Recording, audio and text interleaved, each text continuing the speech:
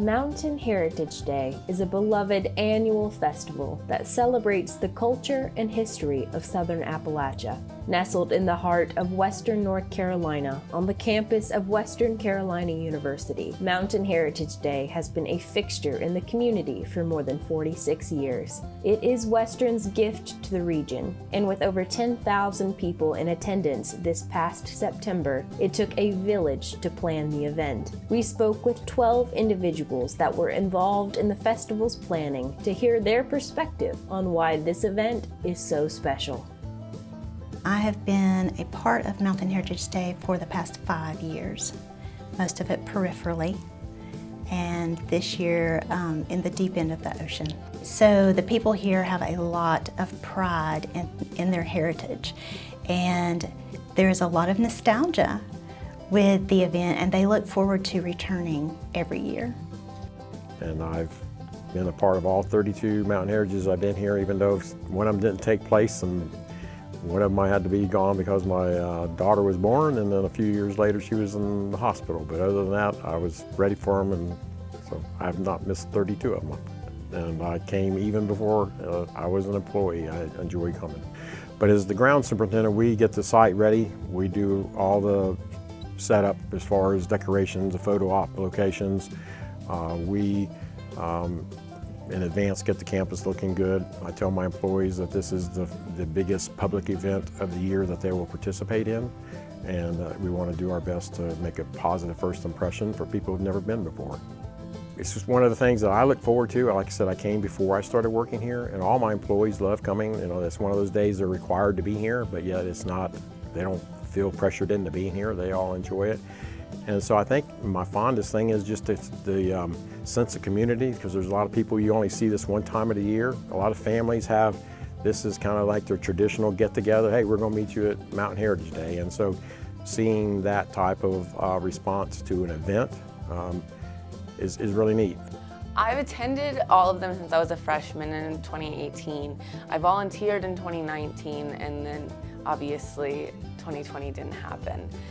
So this was the first one that I have worked, and it was such a different experience than being a volunteer, because for a volunteer you sign up for a time slot, you kind of do what you were assigned and signed up for, and like this was a very different experience, but so much more rewarding. And it really just solidified the importance of being a team player. It really takes a village. Like, we had committee meetings all the way back starting in summer, and it would not have happened if everyone didn't do this, a part that might felt really small, but like it would have made it a big difference if it wasn't there on the day of. So it takes a village. It's really exciting. It was literally the first couple of days on the job. I started August 1st, 2012. End of September is when Mountain Heritage Day is, 2 months out. So I was on the committee from my first week on campus. As my role as the Executive Director of the Center for Community Engagement and Service Learning, I have the privilege of helping serve as a liaison for all of the volunteers that we get to organize to make sure that Mountain Heritage Day goes off without a hitch. So I've been involved with Mountain Heritage Day for 9 years, and the center has been involved with Mountain Heritage Day volunteer management much longer.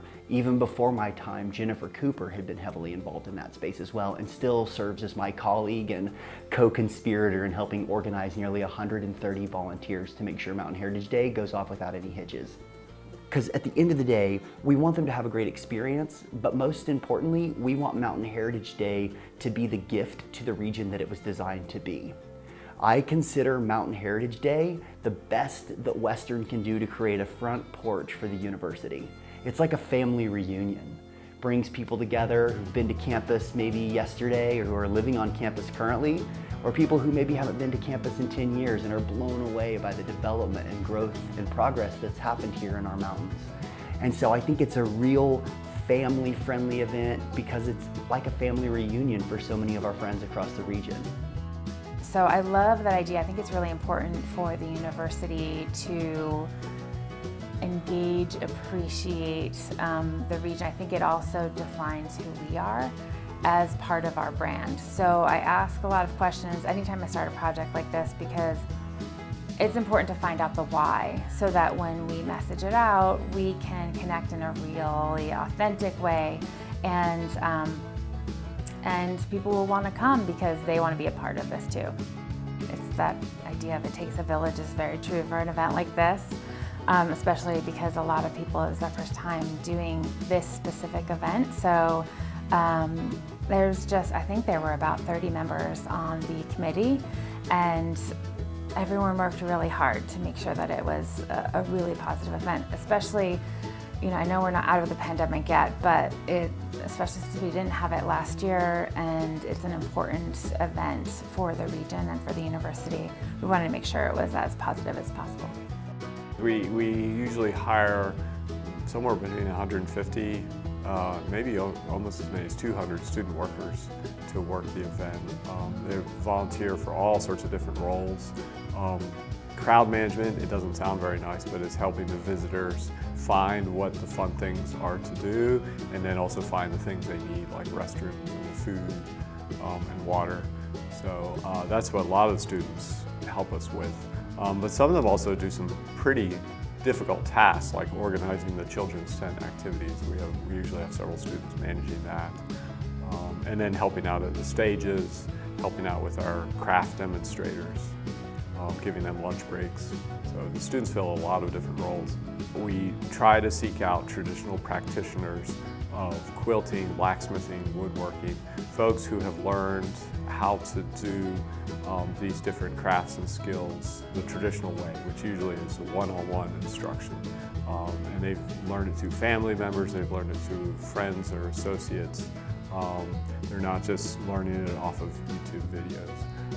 But we seek these people out. They're recognized by their peers as being experts in their field, and we try and give them a place to showcase their crafts and their skills.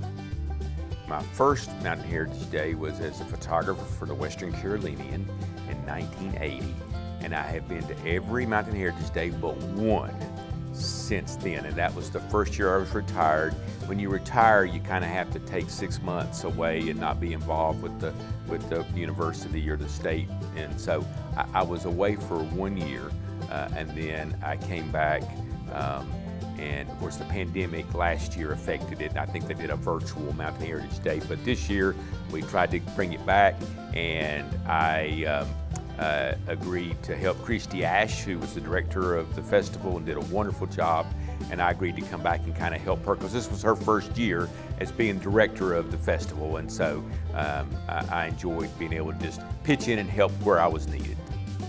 This past September, when we had the Rascals playing and the Bailey Mountain Cloggers from Mars Hill dancing on the platform, it was huge crowd, and you could just feel the excitement and the fun because those kids from Mars Hill are just, I mean, they're I guess world champion clogging team, and they showed why. They put on a show, and you've got old people, young people, college students, you got all ages sitting there enjoying the same thing, which is unusual, as you know. I mean, a lot of times, you know, the young people may go for this and the older people go for this, but it's just something about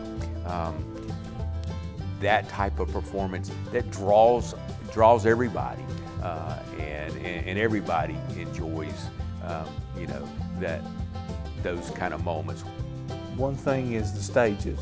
We used to build the stages from scratch and set the poles, build the whole things, and then including setting the tents and everything up.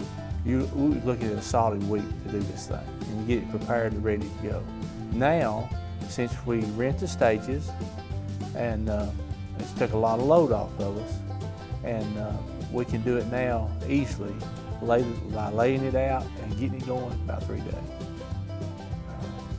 A good friend of mine that used to work here, we pitched horseshoes at the horseshoes tournament, so we decided we'd do it one year. We won it the first year. Second year they set us up because they had some guys from Cherokee come up there and just wore us out. And the guy that was pitching horseshoes with me, there was a paracord that went across the horseshoe competition to go into one of the stages, and he rung the paracord. So it was funny. They just wore us out, you know. But that was fun. And it's just it's a way to all of us gather together and still have we're at home. We're not away, and it's just short trips for most of us, and I just think it's great. I hope it never stops. What my department's responsible for is we make sure that everybody gets on campus safely, gets off campus safely, kind of gets in the areas that they're supposed to be in or not supposed to be in. We have certain lots that are blocked for the performers, for the crews that are working, for the vendors, stuff like that. So we just make sure general goes where general's supposed to go, and then those other people get where they need to go as well. Sure, I think it says it in the name, you know, Mount Heritage Day. It's important to keep the heritage alive. It's important, you know, we're a small town, we're a small community. We've got a lot of great things in our area that a lot of the newer generation just doesn't know about. And I think that that's one of the key things in Mount Heritage Day is to bring that heritage to one spot, and the younger generation or the older generation, anybody can come and either learn from it, see it, relive it. So I think just the name itself is real important. And I hope that, you know, in the future we continue to keep that heritage versus moving to a more, you know, 21st century feel. Mountain Heritage Day has something to offer for just about everybody. There's food, there's music, there's dancing, there's demonstrations. It's kind of something, if you're into something, there's probably something there for you to check out. There's a lot of demonstrators and crafts that are occurring that cover just about every range, from fiber arts to metal smithing of various types to you know, heritage, traditional heritage. I think it's important that we have this festival to celebrate, you know, the many cultures that are in Western North Carolina and the traditions that came from those cultures. And a lot of these things don't often occur regularly these days, and so having these events happen for the residents and visitors in the area really showcases what this region is about. My first Mountain Heritage Day was in 2010. I started work at WCU in November, but during the interview process they had talked so much about Mountain Heritage Day that I decided to go to it. Now, I grew up in New Orleans where we have Jazz Fest, which is an enormous heritage festival and, you know, internationally known performers and all that sort of thing. So I was just, oh, what is this little mountain festival going to be like? But to my surprise, I got there and it was enormous. It was spread out over a huge portion of campus. There were thousands of people there. There was a Cherokee stickball tournament going in the middle of it. There were stages of music. I looked around and went, wow, this is an Appalachian Jazz Fest. And I became an instant fan. Mountain Heritage Day starts really, really early for those of us who are doing site management. So we tend to get there about 6 or 7 o'clock in the morning, complete with coffee and donuts, and we're scurrying around and putting up tents and doing last minute things and just getting everything organized. But there's usually a point in the morning where all of the preparations are done and it's still pretty quiet. The first group of people are starting to come in and you start hearing the first music and the demonstrators are going, and you're just overcome with this amazing wave of happiness. The thing that's so wonderful about Mountain Heritage Day is it makes everyone so happy. The organizers, the performers and demonstrators, the visitors.